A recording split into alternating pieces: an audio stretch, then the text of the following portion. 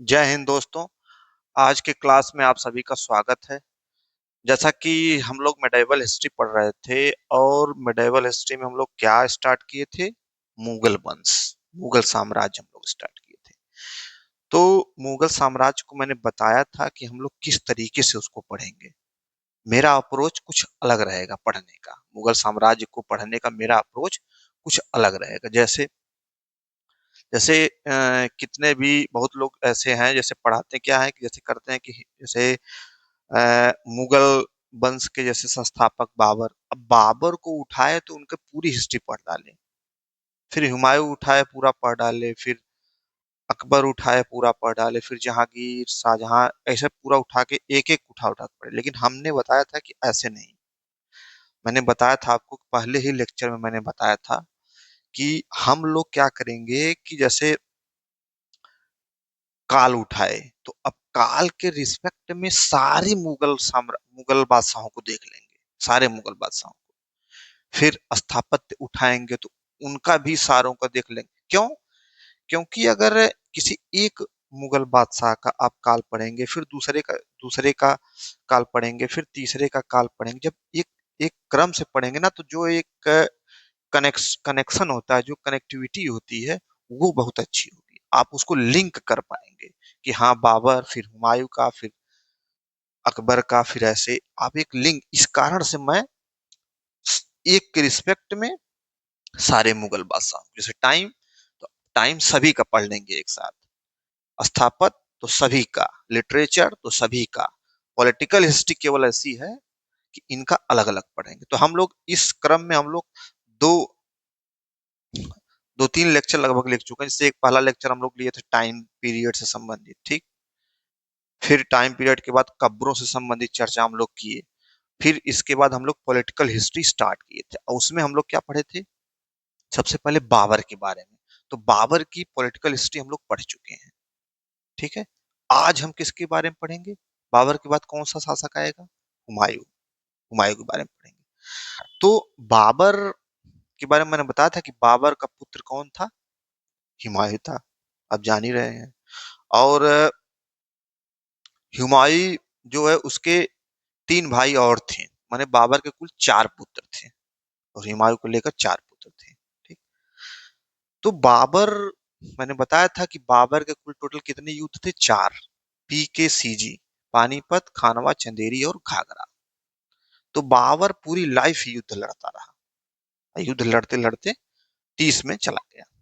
1526 पानीपत, 27 खानवा, 28 चंदेरी और 29 घाघरा। 30 में बाबर चला गया। अब 30 में जब बाबर चला जाएगा तो सत्ता किसको मिलेगी? हुमायूं को मिलेगी सत्ता। तो आइए हम थोड़ा सा हुमायूं के इतिहास को कैसे समझते हैं, एक क्रम वाइज मैंने सारा डिटेल बनाया है, उसको थोड़ा सा एक क्रम वाइज हम लोग इसकी हिस्ट्री को आगे बढ़ाते हैं, ठीक है। आइए, हुमायूं का राजनीतिक इतिहास। अब देखिए, बोर्ड पे आप अच्छे से इसको, पहले मैं एक क्रम वाइज बनाया हूँ, सारी चीजों आपको याद नहीं करना है, मैं पॉइंट टू पॉइंट बताऊंगा। मैं इसलिए इसको बता दूंगा आपको समझ में अच्छे से आए, ठीक है। जैसे 1530 में हुमायूं गद्दी पर बैठ गया, ये तो आपको क्लियर है कि क्योंकि 30 में बाबर चला गया, तो 30 में ही बैठेगा हुमायूं, ये तो क्लियर है, ठीक। अच्छा, बैठते ही हुमायूं जो है लगभग तुरंत बाद, मतलब 5-6 महीने बाद पहला आक्रमण करता है हुमायूं, कब्जा करने के लिए। कहां पे करता है? 1531 में कहा करता है? कलिंजर पर आक्रमण करता है। और कलिंजर है कहाँ? मैंने बताया था आपको, कलिंजर का किला कहाँ है? उत्तर प्रदेश, बांदा जिले में कलिंजर का किला। तो बैठते ही लगभग कलिंजर पर आक्रमण करता है। कलिंजर बुंदेलखंड वाले एरिया में स्थित है, बांदा जिले में। बांदा बुंदेलखंड एरिया, उत्तर प्रदेश का बुंदेलखंड जो एरिया, उसी में बांदा जिला है और बांदे में ही है ये कलिंजर। तो ज्यों हुमायूं बैठता है उसके 5-6 महीने बाद आक्रमण करता है कलिंजर के किले पर, और वहां के शासक रहते हैं प्रताप रुद्र देव, ठीक है। अब 1531 में ये करता है, ये एकदम इंपॉर्टेंट नहीं है, तो मैंने लिख क्यों दिया? आपको लिंक करने के लिए, कैसे कैसे आगे बढ़ता जा रहा है, ठीक है। तो 1531 में ये हुआ। अच्छा, इसके बाद 1532 में दूसरे साल उसके दोहरिया का युद्ध होता है गोमती नदी के तट पर। हुमायूं ने महमूद लोदी को पराजित किया। अब आप देखिए, बाबर 4 युद्ध लड़ा, ठीक, और मुगल वंश की नींव रखी। तो मुगल वंश में कौन किसको हराया? अफगानों को हराया। अब उसमें बाबर ने अफगानों और राजपूतों, 2 युद्ध, 2-3 युद्ध किसके थे? जैसे पानीपत का युद्ध किसका था? किसका था? अफगान से था, इब्राहिम लोदी। खानवा चंदेरी ये दोनों राजपूतों से था, ठीक है। फिर घाघरा। तो राजपूतों और अफगानों से ही बाबर ने युद्ध किया था। तो बाबर मुगल वंश की स्थापना तो कर दी, लेकिन ऐसा नहीं है कि सारे अफगान खत्म हो गए थे, सारे राजपूताना समाप्त हो गए थे, ऐसा नहीं। सब आपस में इर्द गिर्द ऐसे ही घूम रहे थे। जैसे अफगान है, तो अफगान क्या चाह रहे थे कि अपनी सत्ता को पुनः स्थापित करना चाह रहे थे, ठीक है। तो उसी अफगान में कौन था? महमूद लोदी था, ठीक है। तो ऐसा नहीं है कि बाबर ने मुगल वंश की नींव तो रखी बाबर ने, लेकिन सभी पूरे भारत पे थोड़ी कब्जा कर पाया। मुगल वंश की नींव रख दी थी, लेकिन अभी भी अफगान और राजपूत अपनी शक्तियों को इकट्ठा कर रहे थे। तो उसी अफगान में था महमूद लोदी, ठीक है। तो दोहरिया का युद्ध होता है गोमती नदी के तट पर। दोहरिया है कहाँ? वर्तमान में बताऊं तो लखनऊ के आसपास दोहरिया है, एक स्थान है, ठीक है। गोमती नदी के तट पर युद्ध होता है। हुमायूं ने महमूद लोदी को पराजित किया। तो महमूद लोदी कौन है? अफगान है। शेर शाह सूरी भी अफगान था। अभी आएगा वो और इनको खदेड़ेगा हुमायूं, इनको निर्वासित कर देगा भारत से। देखिए अभी कहानी आगे बढ़ती है। तो 32 का युद्ध, ये कभी कभी स्टेट कमीशन में पूछ लेता है, दोहरिया का युद्ध। तो इसको आप थोड़ा सा देख लीजिएगा, बहुत ज्यादा इंपॉर्टेंट नहीं है, बस दिमाग में रखना है।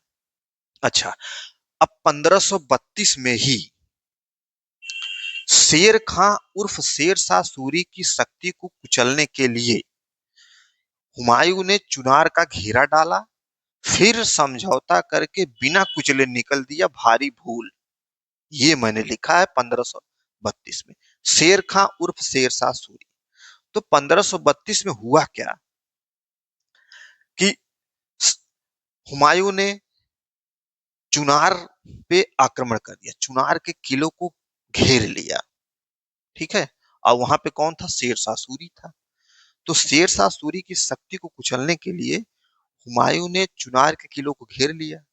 लेकिन अब बात क्या हुई कि घेरा लंबे समय तक बना रहा, घेरा लंबे समय तक, क्योंकि हुमायूं जीत नहीं पाया, चुनार के किलों पर कब्जा नहीं कर पाया हुमायूं। तो ये जो चुनार का किला था, इसको घेरा लंबे समय तक डाले रहे हुमायूं, ठीक। और शेर शाह सूरी इतना आसानी से थोड़ी हार मानता। तो दोनों लोग लंबे समय तक थे। लास्ट में हुमायूं की नहीं, हुमायूं जीत पाए, शेर शाह सूरी को हरा नहीं पाए हुमायूं। तो अब हुआ क्या? बिना कुचले फिर क्या किए कि जब देख लिए कि स्थिति जरा लंबा समय बीत गया है, तो क्या किए कि शेर शाह सूरी भी कहा कि भाई समझौता कर लीजिए। दोनों लोग समझौता कर लेते हैं। और हुमायूं क्या करता है कि शेर शाह सूरी को बिना कुचले निकल लेता है। मैंने लिखा है भारी भूल। क्यों? क्योंकि 1532 में तो ये हुआ, इसके बाद महज 8 सालों में शेर शाह सूरी अपनी शक्ति को इतना बढ़ा लेता है, इतना बढ़ा लेता है कि इनको भारत से निर्वासित कर देता है हुमायूं को, इनको भारत से निर्वासित कर देता है। तो अभी आगे कहानी सुनेंगे वो, ठीक। अच्छा, समझौता करके बिना कुचले निकल दिया भारी भूल, ये मैं क्यों लिखा हूं? थोड़ी सी इसमें कहानी है, इसको थोड़ा स्टोरी है, स्टोरी समझ लेंगे ना तो समझ में आएगा। जैसे अब इसको नोट कर लीजिएगा, थोड़ा सा मैं इसको मिटा रहा हूँ। जैसे देखिए, ऊपर वाला मैं इसको मिटा रहा हूँ, क्योंकि ये जो वीडियो पॉज करके इसको नोट कर लीजिएगा।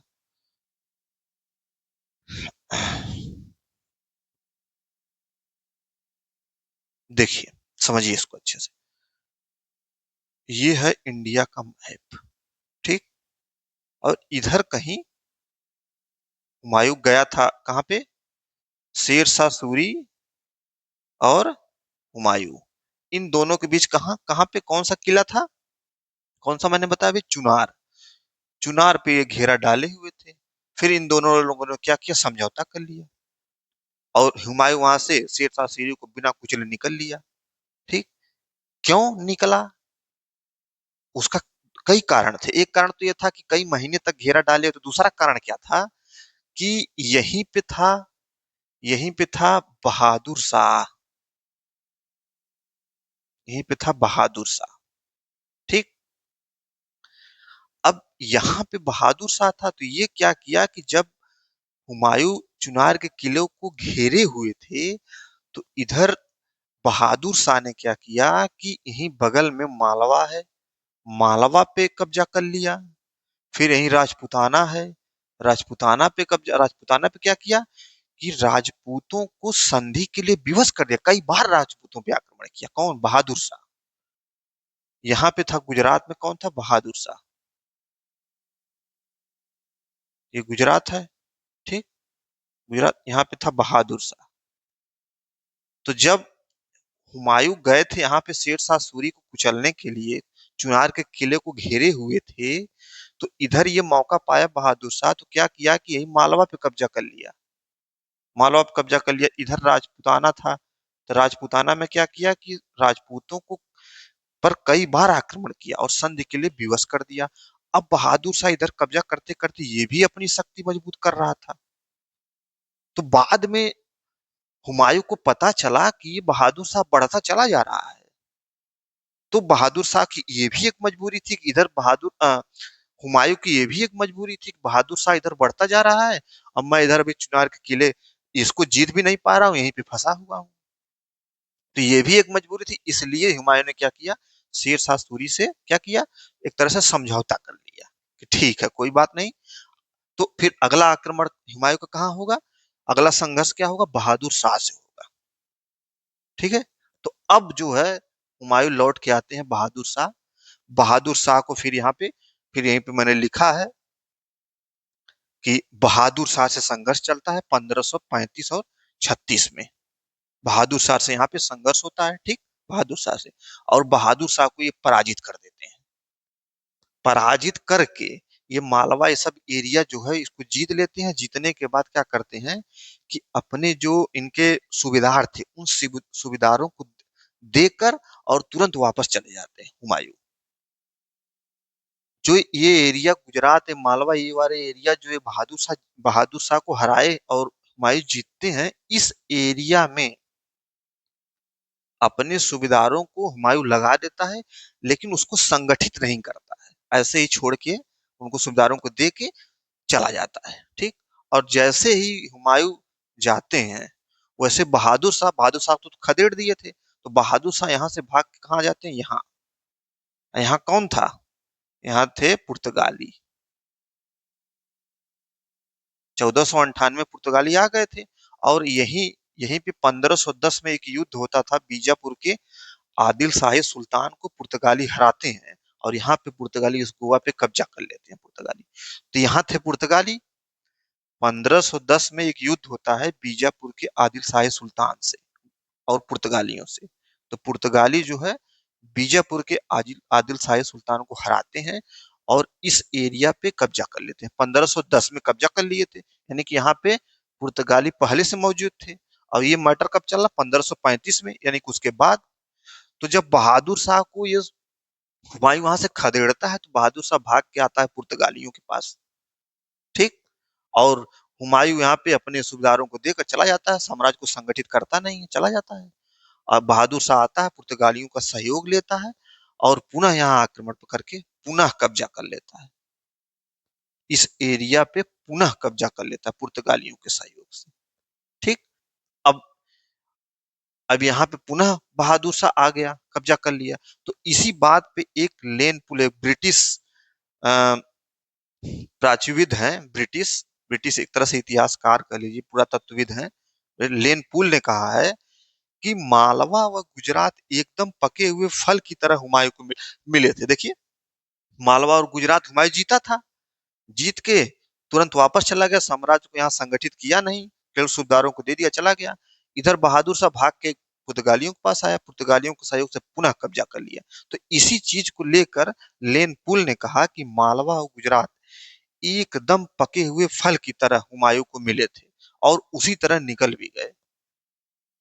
अभी हुमायूं लौट ही रहे थे तब तक फिर बहादुर शाह इस पे कब्जा कर लेता है।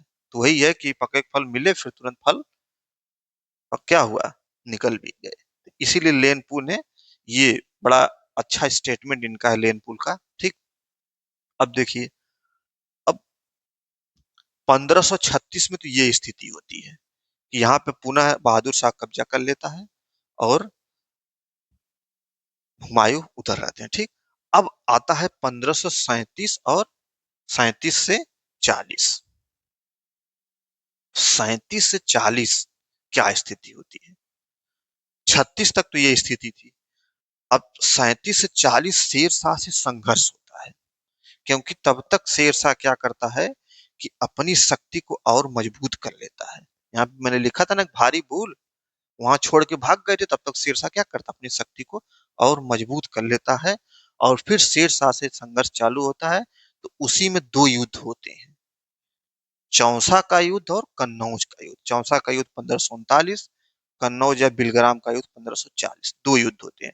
पहले युद्ध में क्या होता है, किससे युद्ध होता है शेरशाह का, किससे होगा, हुमायूं से। हुमायूं से होता है। तो चौसा का युद्ध में क्या होता है कि हुमायूं को पराजित कर देता है।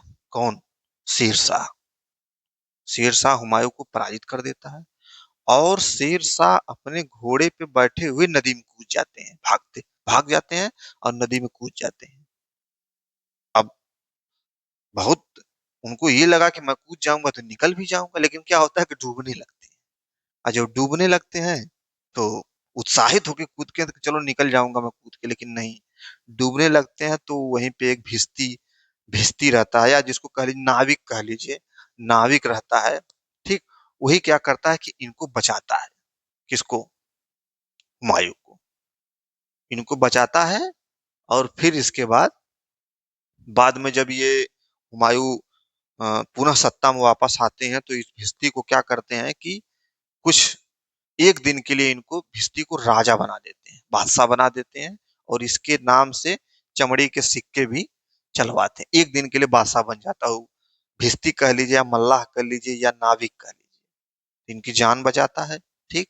और जब हुमायूं पुनः सत्ता में आते हैं तो इसको एक दिन के लिए, किसको, भिश्ती को बादशाह बनाते हैं और इसके नाम से सिक्के के भी, चमड़े के सिक्के भी चलवाते हैं, ऐसा इतिहासकार कहते हैं, ठीक है।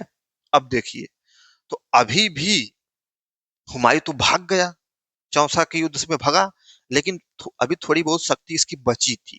तो कन्नौज के युद्ध में शेरशाह ने हुमायूं की शक्ति को पूरी तरह से कुचल दिया और दिल्ली पर अपना कब्जा कर लिया। तो चौसा के युद्ध के बाद शेरशाह अपने आप को क्या डिक्लेयर करता है, बादशाह।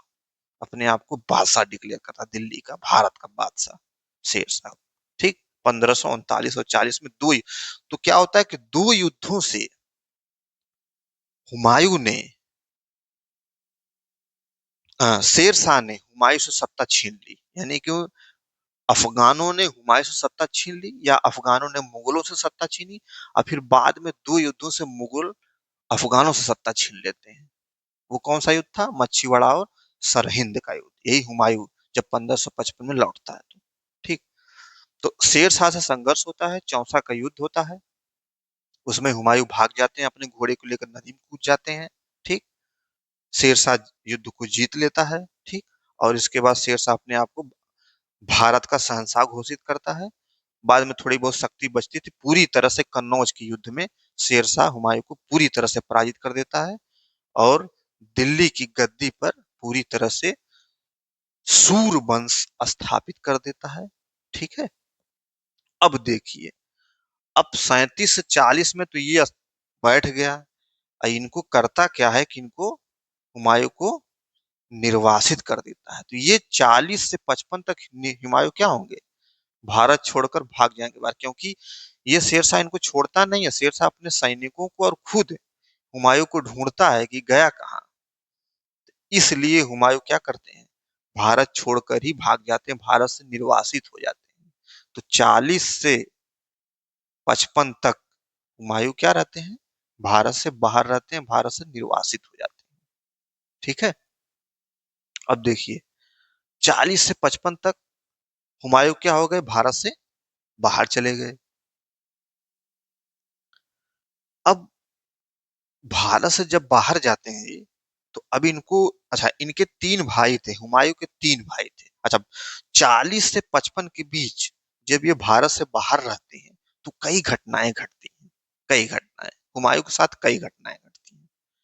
ये क्या करते हैं कि जब 40 से 55 में बाहर भागते हैं, सबसे पहले जाते हैं पंजाब से सिंध जाते हैं। तो हुमायूं के तीन भाई थे, एक का नाम था कामरान, दूसरे का नाम था अस्करी, और तीसरे का नाम था हिंदाल। ठीक। ये हुमायूं के भाई रहते हैं। ठीक। तो जब बाबर हुमायूं से कहता है, जब बाबर सत्ता पे रहता तभी हुमायूं से कहता है कि तुम जब बनना तो इन लोगों को भी कुछ कुछ एरिया दे देना, अपना ये लोग सूबेदारी करेंगे। बाबर ऐसा कह के चला जाता है। तो हुमायूं क्या करता है कि इन लोगों को, कमरान, अस्करी, हिंदाल, इन तीनों को कुछ क्षेत्र दे देता है कि लो भाई तुम लोग भी करो। लेकिन ये तीनों इतने दुष्ट होते हैं कि ये कभी भी हुमायूं का साथ नहीं देते हैं, और साथ भी नहीं देते हैं, और एक काम करते हैं सब, ये षड्यंत्र रचते हैं कि किसी तरह से हुमायूं को पकड़ लिया जाए। ये तीनों भाई इतने दुष्ट होते हैं। ठीक है। तो ये हुमायूं का तीनों भाई साथ नहीं, उसी क्रम में जब ये भारत से निर्वासित होता है, सिंध जाता है, अपने भाइयों के पास जाता है, लेकिन वहां पे ये सब चक्रव्यूह रचने लगते हैं कि इसको पकड़वाओ किसी तरह। तो वहां से भागता है हुमायूं, फिर सिंध की तरफ और कुछ लोगों से संपर्क करता है, लेकिन हर जगह डिच खाता है, यानी कि मात खा जाता है, षड्यंत्र में फंसता है, जान जाता है कि अब कोई मेरा साथ देने वाला नहीं है, तो फिर वहां से भी भागता है। फिर भाग के चला जाता है ईरान, ईरान चला जाता है। अब देखिए कि हुमायूं भाग रहा है, पूरा भटक रहा है हुमायूं, भागते भागते एकदम ईरान भाग गया। अब ईरान भाग गया। अच्छा, अमरकोट, अब देखिए 40 से 55 में एक और घटना होती है, अमरकोट। ये अमरकोट इस समय उमरकोट के नाम से जाना था, पाकिस्तान में है। ठीक है। तो इसी अमरकोट में के राणा बीरसाल रहते हैं, उनके यहाँ वहीं पे भी अमरकोट में ही अकबर क्या करता है, हुमायूं क्या करता है कि अकबर की माँ से शादी करता है, और इनके यहाँ जो है राणा बीरसाल के यहाँ अकबर का जन्म होता है। कहाँ पे, अमरकोट। तो अकबर का जन्म कहाँ हुआ है, अमरकोट, जो इस समय उमरकोट के नाम से जाना जाता है, जो कहाँ पे है, पाकिस्तान में है। तो यहीं पे जन्म होता है। ठीक है। अच्छा, अब यहाँ भी कई लोगों से कोशिश करता है, ईरान में भी, अमरकोट में भी कई लोगों से कोशिश करता है कि हुमायूं, कि भाई मुझे कहीं कोई मिले, लेकिन सब लोग इसके साथ घात ही करते हैं। तो क्या करता है, जब अकबर का जन्म हो जाता है तो ये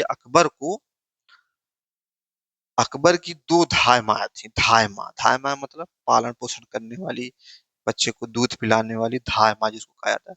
तो अकबर की दो धाय माँ थी, एक का नाम था महम अनगा, और दूसरे का नाम था जीजी अनगा। तो इन्हीं दोनों को अकबर हुमायूं अकबर को सुपुर्द कर देता है, इन्हीं दोनों को सुपुर्द करके स्वयं भाग जाता है ईरान, ईरान की तरफ भाग जाता है। ठीक है। तो अमरकोट के राणा बीरसाल के यहाँ अकबर का जन्म होता है। फिर अकबर को हुमायूं महम अनगा, जीजी अनगा को सुपुर्द करके अपने भाग जाता है ईरान, चला जाता है ईरान। ठीक है। अब इसमें देखिए कि 40 से 55 में कई घटना, दर दर भटक रहा है। पंजाब गया, वहां भी लोग षड्यंत्र करने लगे हुमायूं को पकड़वाने के लिए, सिंध गया, वहां भी अपने भाइयों से परेशान, वहां से भगा, दर दर भटक रहा है, ठोकर खा रहा है, दर दर की ठोकरें खा रहा है। लास्ट में अपने बेटे को भी, अकबर को भी क्या किया कि धाय माम महम अनगा और जीजी अनगा को सौंप के खुद भाग गया, ईरान चला गया। 40 से 55 के बीच। इधर शेर शाह इनको खोज ही रहा था, अपने सैनिकों को लगाया, तो खोजो उसको कहाँ गया वो। ठीक। इस चक्कर में ये, इनकी स्थिति, जिंदगी भर ये भी भागते ही रहे, सही कहिए तो, दर दर की ठोकरें खा रहे हैं। अब देखिए अब स्थिति ये हो गई कि जब ये ईरान पहुंचे, हुमायूं जब ईरान पहुंचे तो वहां के ईरान के शाह, ईरान का शाह था, उसका नाम था तहमास्प। तहमास्प। तो हुमायूं को ये तहमास्प का सहयोग प्राप्त हुआ, सहयोग मिलता है। अच्छा, तहमास्प हुमायूं को सहयोग देता तो है, इनका बाकायदे इनका स्वागत तो करता है, लेकिन शर्तें रख देता है कि आप शिया धर्म अपनाएंगे, ठीक, और जब आप सत्ता पे काबिज होंगे तो कुछ क्षेत्र हमको देंगे। ये हुमायूं से शर्त रखता है। अब हुमायूं बेचारे की मजबूरी थी, क्या करे, कहाँ जाएगा, तो वो शर्त को स्वीकार कर लेता है। और हुमायूं क्या करता है, शिया मत मजबूरी में बेचारा स्वीकार कर लेता है। और यही स्थिति बाबर के साथ भी थी, वो भी शिया धर्म कुछ दिनों के लिए स्वीकार करता है। तो हुमायूं भी शिया धर्म स्वीकार करता है, लेकिन जब कुछ ही दिन बाद शिया धर्म छोड़ भी देता है। आगे कहानी देखिए तो उसमें समझ में आएगा। तो ईरान के साथ तहमास के सहयोग हुमायूं को मिलता है। हुमायूं मजबूरी में शिया धर्म अपनाता है, और फिर से हुमायूं धीरे धीरे अपनी शक्तियों को फिर धीरे धीरे धीरे धीरे मजबूत करता है। क्योंकि ईरान के जो शाह तहमास्प होते हैं ना, ये लगभग 14,000 लगभग सैनिक, घुड़सवारों की, सैनिकों की मदद करता है इसका। तो धीरे धीरे हुमायूं फिर अपने आप को क्या करता है, शक्तिशाली बनाता है। और शक्तिशाली बनाता है तो फिर इसकी इच्छा होती है कि अब चला जाए भारत। उसकी इच्छा फिर होती है कि अब चला जाए भारत। तब तक इधर क्या होता है, इधर शेर शाह 40 से 45 तक रहता है, उसके बाद शेर शाह के वंशज दिल्ली पे कब्जा किए रहते हैं। अब क्या करता है फिर हुमायूं, दिल्ली पे आक्रमण करता है, ठीक, और दो युद्ध होता है, एक मच्छीवाड़ा का युद्ध, एक सरहिंद का युद्ध।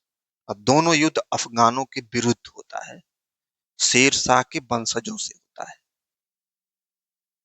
इन युद्धों में हुमायूं शेर शाह के वंशजों को पराजित करता है, पुनः जो है, पुनः सत्ता में वापसी करता है 1555। 1555 में पुनः सत्ता में वापसी करता है, ठीक। अब देखिए, अब सत्ता में पुनः जो है वापस हो जाता है। अच्छा, अब सत्ता में जब वापस वापस आता है तो 1555 में सत्ता पे पुनः कब्जा कर लिया, सबको लखेत दिया, सब लोग गए, ठीक। तो उस समय मच्छीवाड़ा और सरहिंद की, लेकिन 55 में करता है, 56 में जो है बेचारा चला जाता है। 56 में हुमायूं क्या कैसे कैसे गुजरता, मैंने आपको बताया था कि दीनपरा नगर की लाइब्रेरी की सीढ़ियों से गिरकर पढ़ता है, उस समय पढ़ते हुए गिरकर उसकी क्या हो जाती है, मृत्यु हो जाती है हुमायूं की। तो हुमायूं तो पढ़ता भी था, हुमायूं क्या करता, पढ़ता भी था। तो लाइब्रेरियों की सीढ़ियों से गिरकर 1556 में हुमायूं की मृत्यु हो जाती है, ठीक है। तो लेन पुल ने क्या कहा, असल बात हुमायूं की स्थिति ये थी कि देख ही रहे मैंने कहानी जो बताई, उस हिसाब से आपको क्या महसूस है, ये हो रहा है कि हुमायूं हमेशा जो है भटकता रहा, हमेशा भागता रहा। अच्छा, तो लेन पुल एक कोई इतिहासकार है, उन्होंने कहा कि हुमायूं का अर्थ तो भाग्यवान होता है, हुमायूं का अर्थ भाग्यवान होता है। तो लेनपुल ने कहा कि कहने हुमायूं कहने को भाग्यवान था, कहने को भाग्यशाली था, लेकिन ये बड़ा अभागा था, जिंदगी भर भागता रहा और भागते भागते मर गया। किसने कहा है, लेनपुल ने, यहाँ पे मैंने लिखा है। लेनपुल के अनुसार कहने को हुमायूं भाग्यवान था, लेकिन हुमायूं जैसा कोई अभागा नहीं था, जिंदगी भर भागता रहा और भागते भागते मर गया। ये लेनपुल ऐसा इन्होंने क्यों कहा है, क्योंकि जब 40 से 55 का निर्वासन होता है हुमायूं का ना भारत से, उसके बाद इसको कोई शरण नहीं देता है, अपने भाइयों के पास जाता है, वो भी षड्यंत्र रचने लगते हैं पकड़वाने के लिए। सिंध में भी कोशिश करता है कई लोगों से, वहां भी स्थिति वही हो जाती है, बेचारा अपने बच्चे अकबर को, उसकी धामा को सौंप के खुद ईरान भाग जाता है, क्या करे। तो ये भटक रहा है बेचारा। तो किसी तरह से फिर अपना पुनः सत्ता में वापसी करता है ईरान के शाह तहमास्प के सहयोग से, और फिर जो है 1555 में आता है सत्ते पे, 56 में चला जाता है, ठीक है। तो ये कहानी है हुमायूं की। अच्छा, अब एक चीज और इसमें थोड़ा सा देखिए कि हुमायूं ज्योतिष में यकीन रखते थे। हुमायूं ज्योतिष में यकीन रखते थे, तो इस कारण से सप्ताह के अलग अलग दिन अलग अलग कपड़े पहनते थे। हुमायूं थोड़ा ज्योतिष होते समय भागों में यकीन रखते थे, इसलिए वो इसी कारण से वो सप्ताह के अलग अलग दिन अलग अलग कपड़े पहनते थे। जैसे जैसे अगर सोमवार को मैं कहूं, सोमवार को क्या पहनते थे? सफेद कपड़ा पहनते थे। फिर इसके बाद शनिवार को कहिए काला पहन लेते थे। रविवार को कहिए तो पीला पहन लेते थे। ठीक। तो अब मैंने 3 बता दिया, तो इसका मतलब ये नहीं है कि आप सातों दिन का लिस्ट बना के रखने लगे। अरे मैंने बता दिया बस, ये कोई इंपॉर्टेंट नहीं है। तो बस इतना आप जानिए कि हुमायूं ज्योतिष में यकीन रखते थे। ठीक। हुमायूं अफीमची थे। अफीमची मतलब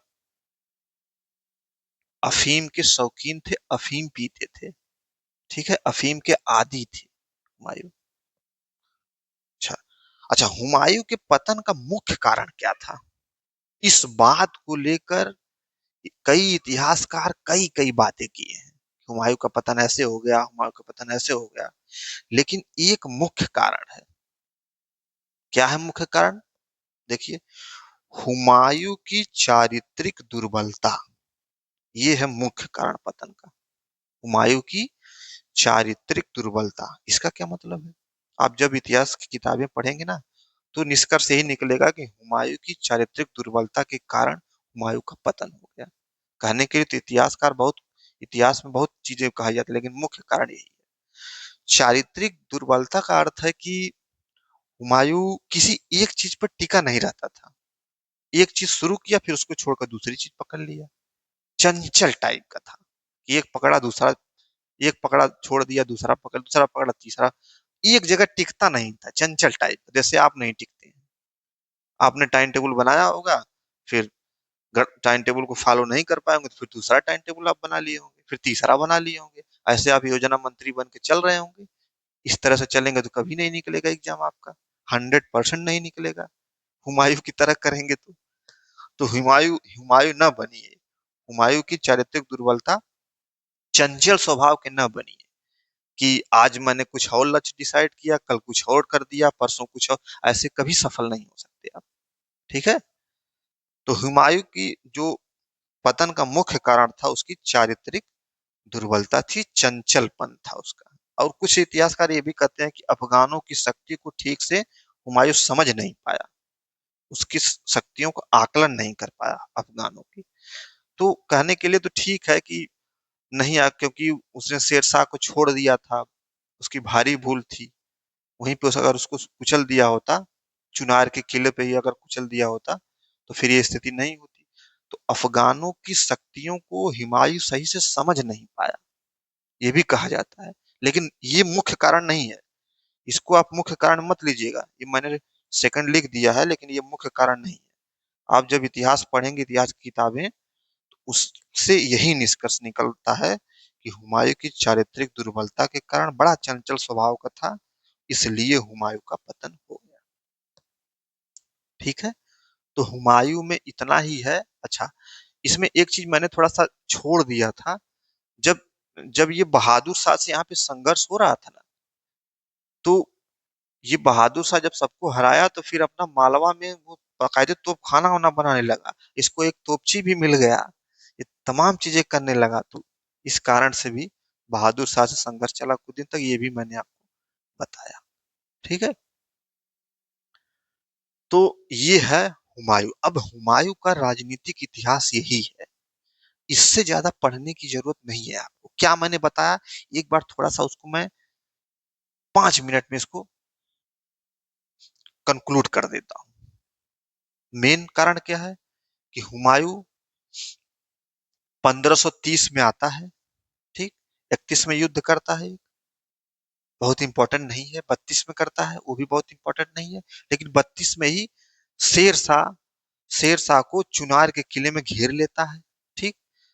ये कई महीनों तक युद्ध चलता है, तो वहां मामला बन नहीं पाता है। जब तो इधर बहादुर शाह, इधर अपना जब इधर हुमायूं रहता है, तो इधर बहादुर शाह अपना शक्तियों को मजबूत करते बढ़ाते हुए चला जाता है।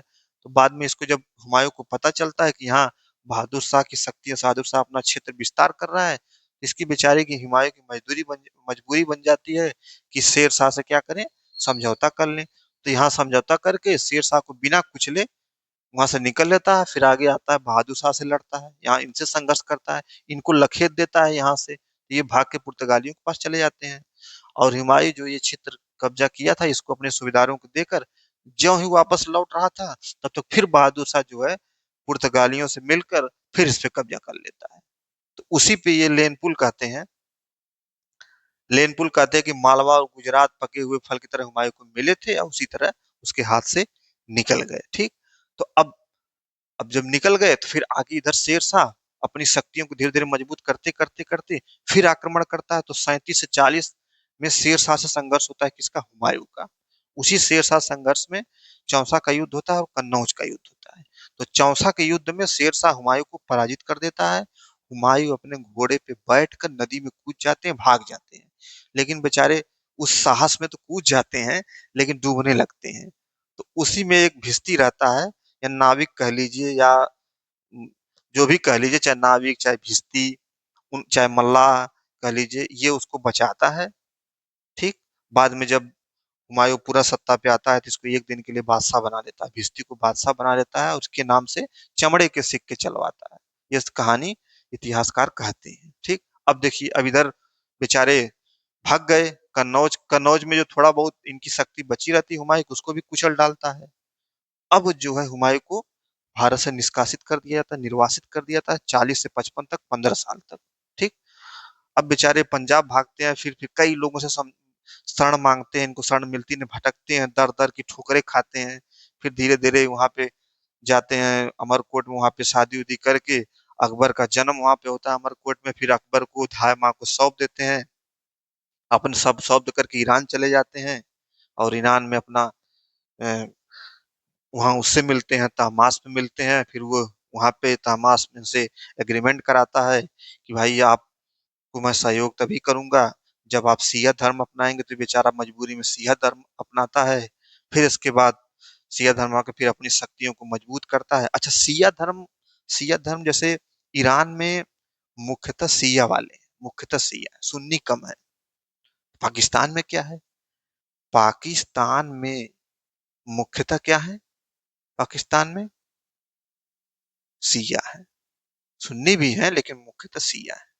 ठीक है, तो ये चीज को ध्यान में आपको रखना है। फिर धीरे धीरे हुमायूं अपनी शक्तियों को मजबूत करता है, पुनः सत्ता में आता है मच्छीवाड़ा और सरहिंद के युद्ध के द्वारा। तो शेर शाह या अफगान, दो युद्धों से हुमायूं से शक्ति छीन लेता है, भारत का साम्राज्य छीन लेता है। फिर जब हुमायूं आता तो ये भी दो युद्धों से शेर शाह से भारत को पुनः सत्ता में वापस आता है भारत पर। तो दो दो युद्ध, तो अफगानों और मुगलों में हमेशा टक्कर चलती रहती थी। बीच में राजपूत लोग भी अपना इधर उधर करते थे, लेकिन ठीक है। तो अपने भाइयों से भी बेचारा संघर्ष करता है, अपने भाइयों को इस भाई इसके सहयोग नहीं करते, तमाम चीजें होती हैं। तो वही लेनपुल बोल दिए हैं कि हुमायूं कहने को भाग्यवान था, जिंदगी भर बेचारा बड़ा अभागा था, जिंदगी भर भागता रहा, भागते भागते मर गया। हुमायूं ज्योतिष में बड़ा यकीन रखते थे, इसीलिए सप्ताह के अलग अलग दिन अलग अलग कपड़े पहनते थे। मैंने बताया क्या क्या। अफीमची थे।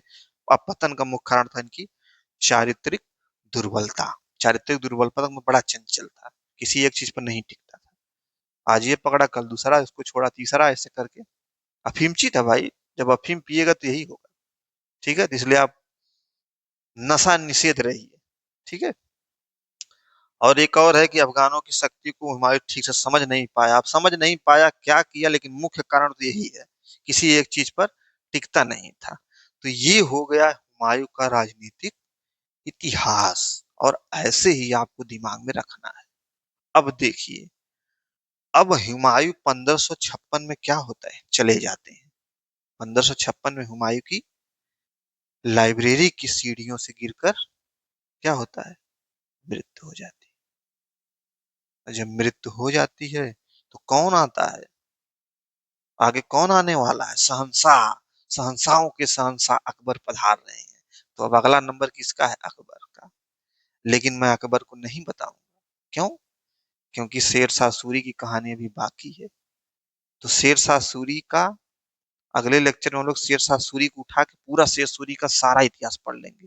क्योंकि ये अफगान था, अफगान था, और ये एक अलग है, मुगलों से अलग है। तो इसका पूरा पढ़ लेंगे, पूरा इतिहास, चाहे लिटरेचर हो, चाहे स्थापत्य हो, कुछ भी हो, सारा इतिहास एक साथ पढ़ लिया जाएगा। फिर अकबर पे आया जाएगा। ठीक है? तो शहंशाहों के शहंशाह अकबर आएंगे, लेकिन अगले क्लास के बाद आएंगे। और शेरशाह सूरी अगले क्लास में आएगा। और शेरशाह सूरी महज 5 वर्ष था सत्ता पे, लेकिन इतना काम किया, इतना काम किया कि उस काम से आज आधुनिक युग में भी जाना जाता है शेरशाह सूरी। 5 वर्ष। बाकी तो 10 वर्ष उसके वंशज थे। ठीक है? तो इसको नोट कर लीजिएगा वीडियो पॉज करके, और एक दो बार इसको और अच्छे से इसको समझिएगा, देखिएगा। ठीक है? तो अब जो है हुमायूं का इतिहास, राजनीतिक इतिहास समाप्त।